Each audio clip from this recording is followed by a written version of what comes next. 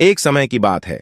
एक धर्मात्मा राजा ने अपने राज्य में एक अनोखी चुनौती रखी। उन्होंने घोषणा की कि जो कोई भी सच्चाई के साथ पूरा जीवन जीता होगा, उसे अपार धन और सम्मान से नवाजा जाएगा। इस घोषणा से पूरे राज्य में हलचल मच गई। हर कोई इस इनाम को पाने के लिए उत्सुक था। उसी राज्य में एक गरीब लेकिन ईमानदार किसान रहता था। उसने अपने जीवन के हर कदम पर सच्चाई को अपनाया था। चाहे वह उसके खेती का काम हो या उसके पड़ोसियों के साथ उसका व्यवहार, वह हमेशा सच्चाई के मार्ग पर चलता रहा। एक दिन किसान ने सोचा कि वह भी राजा की चुनौती का हिस्सा बनेगा। वह राजा के दरबार में गया और अपनी सादगी और ईमानदारी की कहानियां सुनाई। उसने बताया कैसे उसने अपने खेत में सोने की मुद्राएं पाई थीं, परंतु उसने उन्हें उसके असली मालिक को लौटा दिया। कैसे उसने अपने पड़ोसी की भूलवश भेजी गई अनाज की बोरी उसे वापस कर दी थी। राजा उसकी कहानियों से प्रभावित हुए।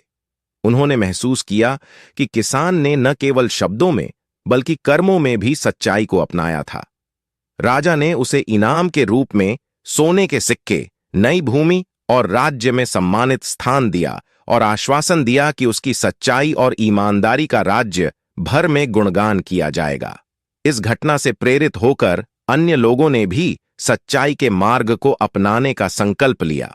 यह घटना पूरे राज्य में सच्चाई और ईमानदारी के महत्व को उजागर करने वाली बन गई।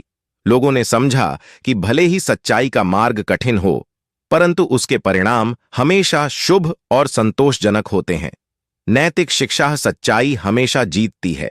यह कहानी हमें यह सिखाती है कि सच्चाई का मार्ग चुनना हमेशा फलदायी होता है और अंत में यही जीत की कुंजी होती है।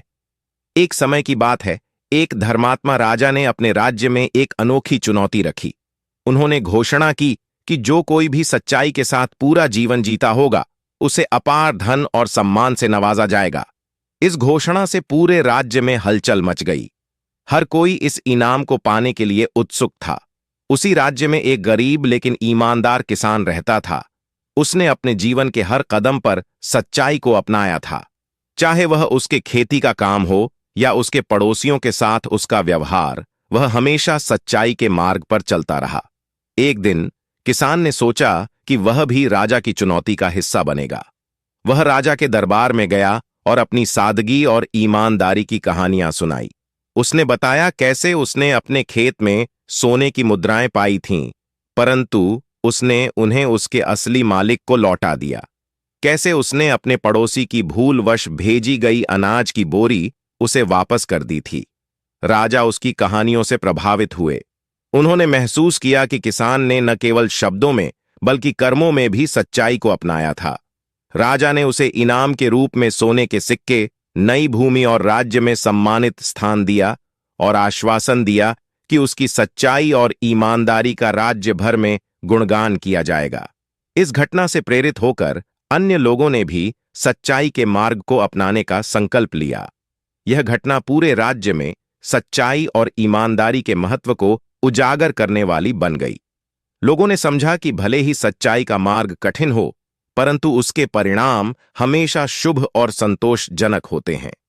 नैतिक शिक्षा सच्चाई हमेशा जीतती है। यह कहानी हमें यह सिखाती है कि सच्चाई का मार्ग चुनना हमेशा फलदायी होता है और अंत में यही जीत की कुंजी होती है।